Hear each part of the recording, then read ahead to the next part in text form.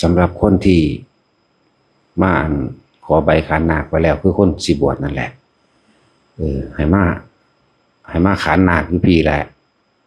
มันจึงมีพระพี่เลี้ยงเพิ่นก็แนะนำให้ท่วงท่องทำนองให้มันได้ทำนองอีกอย่างหนึ่งเป็นการตัดสินใจของเจ้าของเองนำบางที่มาอยู่เบิ่งแล้วบ่เป็นตาดอกเว้ยมันก็ได้กลับเมื่อตัวจงบ่ได้เสียเวลาตัวเองสำหรับคนที่สิบวชเด้อมาศึกษาเบิ่งก่อนมาเบิ่งมาจอบมาซ่อมเบิ่งเป็นตาบ่นอดีบ่นอตัวแล้วก็มาท่องขันนาคอยู่พี่แหละพระพี่เลี้ยงเพิ่นก็แนะนำให้อยู่ไปเรื่อยถ้าบ่พอใจก็มันจังบ่ได้บวชจังได้เมื่อโลดบ่แม่นฝืนใจมาบวชแล้วก็วนขอศึกอยู่เลยนะและทุกคนหาโอกาสให้ตนเองตัวว่ามาอยู่เบิ่งไปแล้ว7 มื้อ10 มื้อบ่เป็นตากับเมื่อตอนนั้นเด้บ่ได้บังคับไผเด้ที่ว่ามาเนี่ยให้มาเบิ่งสะก่อนมันจังบ่เสียความรู้สึกที่ว่าเจ้าของในความศรัทธานั้นที่บ่ประกอบไปด้วยปัญญามีแต่เชื่อว่าจังซั่นจังซี่เพิ่นเป็นแบบนั้นแบบนี้ซื่อๆเด้ตัวเองต้องมาพิสูจน์เองต้องมารู้มาเห็นเองตามความเป็นจริงของตัวเองตัดสินใจเอาเองว่าบ่แม่นศรัทธางมง่าย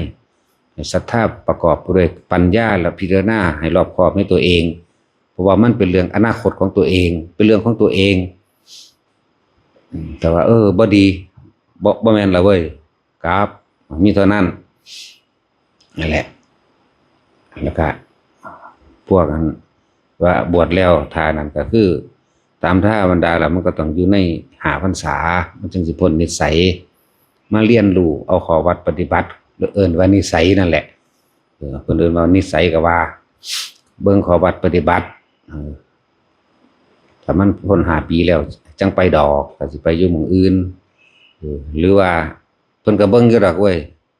เป็นผู้นำหมู่ได้แล้วปี2 ปีก็สร้างไปอยู่หม่องหันแน่ไปอยู่หม่องนี้แน่พาเขาเจ้าเฮ็ดเด้อเนี่ยสิบอกดอกเว้ยบางคนหาแต่บวชเขาปั๊บอยากเป็นอาจารย์โลดเป็นอาจารย์ก่อนบวชพร้อมแหมเนาะยายจอยมาฮอดสอนมาแต่นำทางพุ่น บ่ทันบวชอยู่ปูนสอนมาแต่ในรถพุ่น มาอยู่นี่แล่นหาสอนพระสอนเน้นแม่มึงบาดนี่วะเอาไปมาสอนฮอดเฮาก็ให้สอนคือกันเด้ก็นั่งฟังดีที่สุด เฮ็ดสอนไปสอนมาแต่ของอยู่บ่ได้เอาเองย่างขึ้นเมื่อ เฮ้ยนั่นแหละจังซั่นแล้วนั่นแหละอย่าเพิ่งฮ้อนหลายวิชามันใหม่เจ้าของมันอยู่บ่ได้มันใหม่เจ้าของเด่นไปสอนผู้พระเพิ่น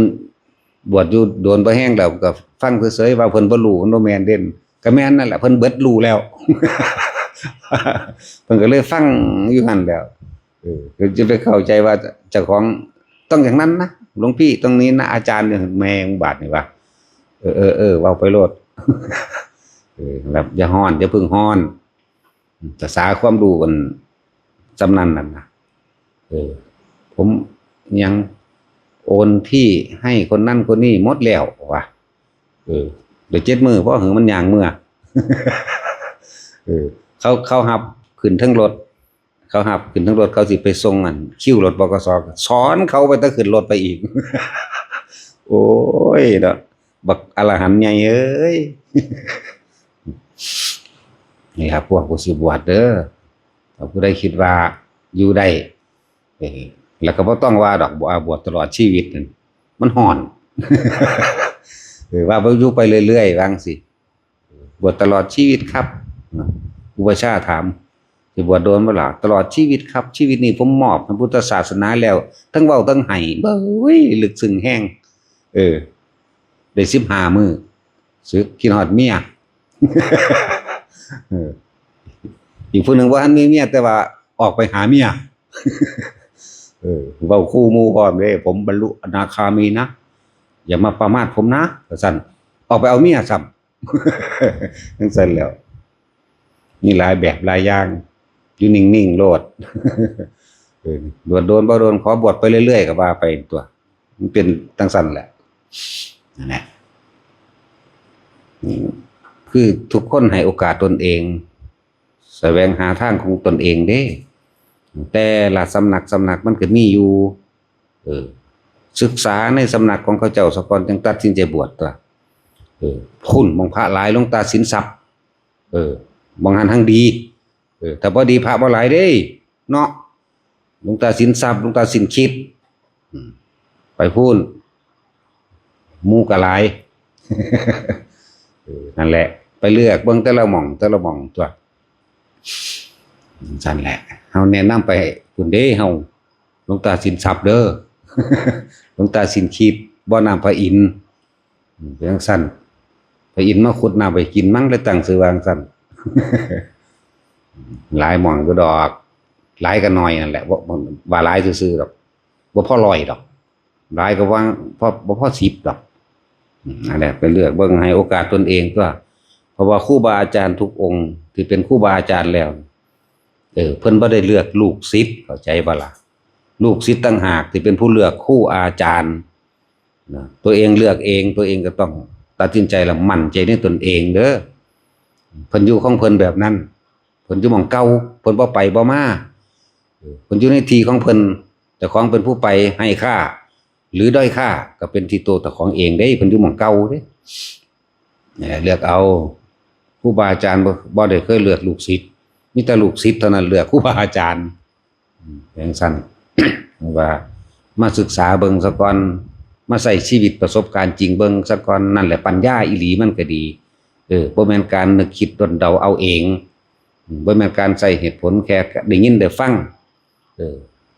มาเบิ่งนี่เอาประสบการณ์เอาความจริงใส่กันน่ะบ่เป็นตาไว้ก็ไปตัวเนาะซั่นแล้วจังบอกว่าให้โอกาสตนเองชีวิตพวกเจ้ามันมีค่าเนาะ แล้วก็คิดเบิ่งดีๆทั้งชีวิตที่เฮาหาอยู่หากินมานี่คำว่าพ่ออยู่ตรงไหนคำว่าพ่อของตัวเองนี่เรื่องของตนเองหรือบัดรวยพ่อหรือยัง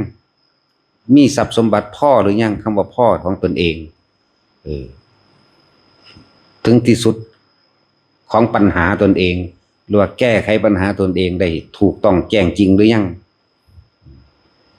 ตัวเองหลุดพ้นหรือยังหรือตัวเองแบบใดนั่นแหละ ต่อปัญหาของเจ้าของเองก็บ่อาจสามารถแก้ได้แล้วจะไปเว้าหยังกับปัญหาของโลกนะจะ เฮ็ดนำคนเฮ็ดเท่าใดก็บ่สุดดอกเพราะว่าคนแปลว่าวุ่นวายคนแปลว่าวุ่นลองคนน้ำบังเด้อหมุนวนคนอยู่หั่นบุงเลงนั่นแหละเอาแต่ใจเจ้าของโลดแต่ว่าบ่แม่นไปทางผิดเด้ไปทางสัมมาทิฏฐิผู้ใดเห็นโลกเป็นของวุ่นวายผู้ใดเห็นโลกเป็นของศูนย์ผู้ใดเห็นโลกเป็นของไม่เที่ยงไม่จีรังไม่ยั่งยืนผู้นั้นก็เริ่มเห็นทางเห็นธรรมเริ่มเห็นได้ดวงตาเห็นธรรมคือเข้าใจแล้วเข้าใจว่าปัญหาของคนสิแก้ให้มากมายเพียงใดก็ช่างเพราะบ่เป็นเพราะว่าตัณหาแปลว่าความอยากหาต้นไม่ได้หาปลายไม่มีที่สิ้นไม่มีที่สุดฉะนั้นจงแก้ปัญหาของตนนั่นแหละแล้วก็แก้ตัณหาของตนนั่นแหละแก้ความอยากของตนอย่าไปแก้ความอยากผู้อื่นมันบ่พอเบิดโลกนี้ให้ทองคำตลอดโลกบ่พอจักสิเอาหยังให้จึงจะพอคำว่าคนบ่มีพอนั่นแหละตอบคำถามเมื่อเห็นทุกข์เกิดขึ้นทำยังไงจึงจะดับทุกข์ได้เมื่อเห็นทุกข์ดับทันทีเมื่อเห็นทุกข์จะดับทันทีเลยมันจะเดินต่อไปไม่ได้นั่นแหละฝึกไปซะก่อนอย่ามาถามเอายอดคำบอกง่ายๆนี่แต่ว่ามันบ่แม่นใส่การดับโดยการใส่ความคิดเห็นเด้เมื่อเห็นทุกข์แสดงว่าเห็นเหตุปั๊บดับปั๊บทันทีเด้อทุกข์เกิดขึ้นบ่ได้สุขก็เกิดขึ้นบ่ได้ถ้าอยากเห็นทุกข์ก็เห็นสุขนั่นแหละ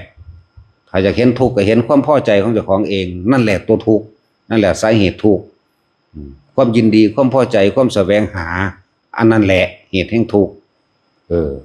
ผู้ใดปรารถนาความสุขกับผู้นั้นแหละปรารถนาความทุกข์แม้บ่ปรารถนาสิได้มามันก็ได้มา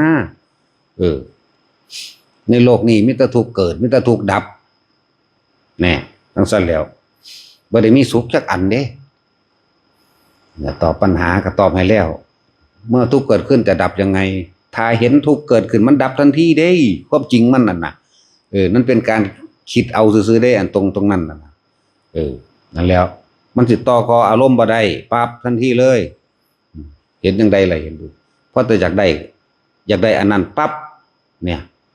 เห็นเหตุของมันปึ๊บโลดนั่นน่ะมันก็ดับแล้วต้องอาศัยประสบการณ์ในภาวนาเด้อบ่แม่นการคิดเอาเด้อต้องเบิ่งความนิ่งซะก่อนทำสมาธิอย่าหนีจากฐานหาฐานที่ตั้งแห่งสมาธิจิตสงบซะก่อนมันก็เห็นความคิดไหลหั่นล่ะคำว่าสงบเปรียบเทียบคือ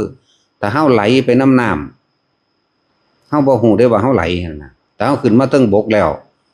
ยืนอยู่ริมฝั่งห้วยที่น้ำไหลแล้วเฮาจังเห็นน้ำไหลเด้ถ้าเฮาไหลไ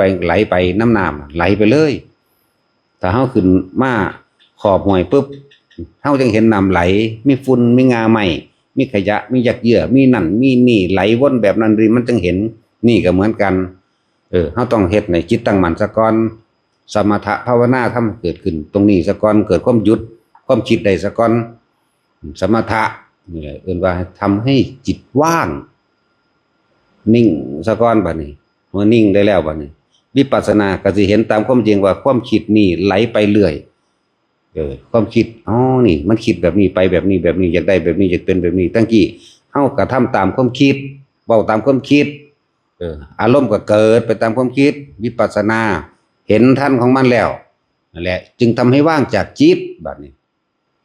ทั้งสั้นแต่ตัวเองบ่นิ่งมันสิไปเห็นอีหยังได้แม้ตั้งแต่ความคิดเจ้าของก็ยังบ่เห็นต้องนิ่งซะก่อนจึงจะเห็นนั่นแหละฝึกไปเรื่อยๆถามเอายอดมันเลยทีเดียวเฮาก็ตอบยอดได้อยู่แล้วบ่คิดหยังก็บ่ทุกข์ตนตัวเนาะเอาพอ